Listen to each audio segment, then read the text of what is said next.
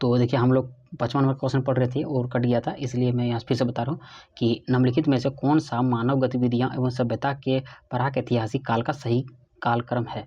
तो वो था पूरा पाषाण काल, मध्य पाषाण काल और दूसरा था नव पाषाण काल। यही आंसर सही था। ठीक, मैं दिखाना चाहता था वैसे से हम लोग पढ़ रहे थे। हाँ, पाषाण काल को हम लोग इस तरह से बांटते हैं, पूरा पाषाण काल, मध्य पाषाण काल और नव पाषाण काल। हाँ, ये बांटने का जो तरीका है वह है हथियार के प्रयोग के आधार पर। हाँ, पहले जो पूरा पाषाण काल के जो हथियार थे वो काफ़ी बड़े थे। हाँ, और उतना धारदार नहीं थे। समय के साथ बदलते गया, हथियार भी छोटे होते गए और धारदार बनते चला गया। ठीक है, तो इस तरह से हम लोग हथियार का पढ़ते हैं, 3 भागों में पढ़ते हैं, पूरा पाषाण काल, मध्य पाषाण काल और दूसरा है नव पाषाण काल। ठीक, इसमें जो औजार जो है वो पत्थर से थे। ठीक, उसके बाद नव पाषाण काल के बाद आया ताम्र पाषाण काल। ठीक, और उसमें के बाद मानव ने सर्वप्रथम धातु का प्रयोग करना शुरू किया, क्योंकि पत्थर जो थे काफ़ी बड़े होते थे, वजनदार होते थे, उसमें उतना धारदार नहीं बनता था। फिर आगे जाके तांबा का प्रयोग होना शुरू हुआ। हाँ, उसके बाद पहला धातु जो तांबा का प्रयोग हुआ वह था तांबा। पहला धातु पूछे सबसे पहले पहला प्रयोग क्या हुआ, वह था तांबा, जो 5000 ईसा पूर्व में उसका प्रयोग होना शुरू हुआ। ठीक, अगर धातु में तांबा अगर ऑप्शन नहीं रहे तो टीन जरूर होगा। ठीक है, क्योंकि बात करें जो मिश्र धातु जो कांसा है, कांसा एक मिश्र धातु है,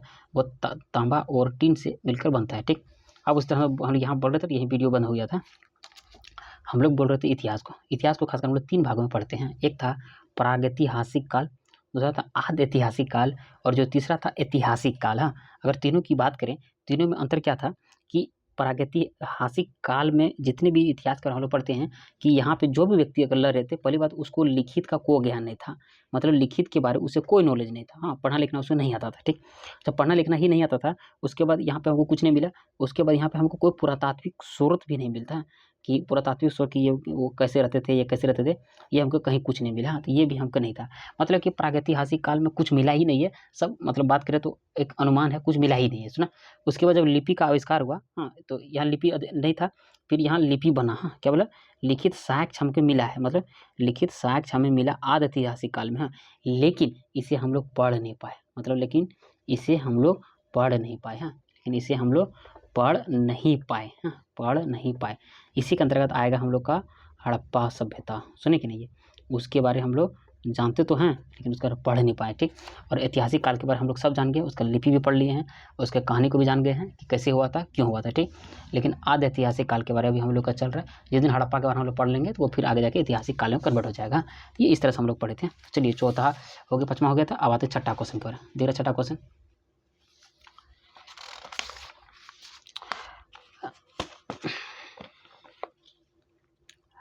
छठा क्वेश्चन है कि सिंधु घाटी सभ्यता की निम्न में से किस स्थल को सबसे पहले खोजा गया था। तो सिंधु घाटी सभ्यता में सबसे पहला जो खोजने वाला जो स्थल था वह था हड़प्पा। हाँ, याद रख सकते हैं हड़प्पा। हाँ, तो मैं थोड़ा हड़प्पा के बारे में कुछ बताता हूँ, अगर मुझे कुछ याद है तो। चलिए बात करें हड़प्पा जो था। हड़प्पा, हाँ, तो हड़प्पा क्या था, सर्वप्रथम, हाँ, बात करें सर्वप्रथम खोजा गया, सर्वप्रथम खोजा गया, हाँ, खोजा गया स्थल। हाँ, स्थल याद रख सकते हैं। सबसे बड़ा हड़प्पा की खोज किया था। ठीक, आखिर इसका जो खोज किया था, हाँ, इसका खोज कब किया था, इसका जो खोज हुआ था 1921 में। कब किया था, 1921 में। ठीक है, किसने किया था, तो दयाराम साहनी ना, दयाराम साहनी ने किया है। ठीक है, याद रख सकते हैं, इसने किया था। ये लोथल कहाँ पे है, लोथल आपको मिलेगा सिंधु नदी के किनारे। क्या मिलेगा, तो इसको याद रख सकते हैं। सुना, ये इतना तो याद रखिएगा। ठीक, उसके बाद, हाँ, अब उसके बाद देखिए मोहनजोदड़ो बात करें तो देखिए हड़प्पा हो गया।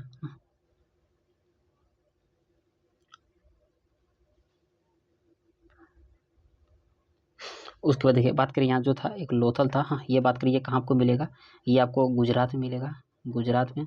हड़प्पा आपको मिलेगा पाकिस्तान में। हाँ, पाकिस्तान में।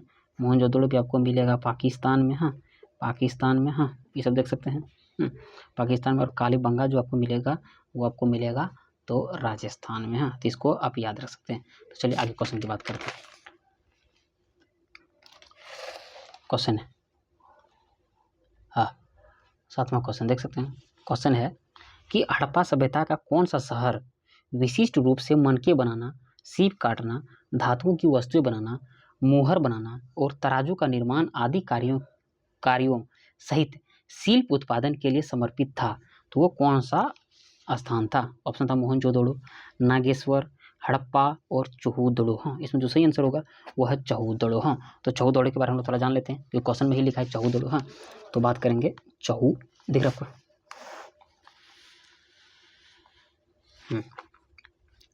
अब हम लोग पढ़ेंगे चौहूदड़ो। हाँ, चौहूदड़ो के बारे में पढ़ेंगे। तो चौहूदड़ो के बारे में पढ़ेंगे, चौहूदड़ो कौन है। पहले देखिए जो जो क्वेश्चन में लिखा उसके बारे में हम लोग थोड़ा जान लेते हैं। चौहूदड़ो में पढ़ा हुआ तो कौन सा शहर है विशेष रूप से मनके बनाना। तो चौहूदड़ो में क्या बनता है, मनके बनाना। हाँ, चौहूदड़ो पे मनके बनना। हाँ, मनके बनाना ये फेमस था। दूसरा था सीप काटना। हाँ, तो अब रख सकते हैं सीप काटना। सीप काटना। उसके बाद है धातु की वस्तु बनाना, मतलब धातु की वस्तुएं बनाना। हाँ, वस्तुएं बनाना। दूसरा था मुहर बनाना। हाँ, क्या था, मुहर बनाना। हाँ, मुहर बनाना। उसके बाद था तराजू का निर्माण करना। हाँ, तराजू का निर्माण करना। हाँ, तराजू का निर्माण करना। हाँ, आदि से तो शिल्प उत्पादन के लिए समर्पित था, मतलब शिल्प उत्पादन के लिए। हाँ, शिल्प उत्पादन। हाँ, तो ये सब घटना कहाँ हो रहा था, ये चौहूदड़ो में हो रहा था। कहाँ हो रहा था, चौहूदड़ो में। मतलब मनके बनाना, शिल्प काटना, हाँ, धातु की वस्तु बनाना, मुहर बनाना, तराजू का निर्माण करना, शिल्प उत्पादन करना, ये सब घटना कहाँ हो रहा था, चौहूदड़ो में। ये वाला पार्ट आपको समझ में आ गया होगा। तो चलिए अब चौहूदड़ो पढ़े। इसकी जो खोज हुआ था, कब हुआ था, इसकी खोज हुआ था 1931 में। कब हुआ था, 1931 में। किसने किया था, M.G. मजूमदार। हाँ, मजूमदार। हाँ, इसको याद रखिए। 1931 में क्या था, M.G. मजूमदार ने। ठीक, इसे ये चौहूदड़ो है, इसे हम लोग झूकर और झाकर, हाँ, झूकर और झाकर संस्कृति के रूप में भी जानते हैं। झाकर संस्कृति के रूप में जानते हैं।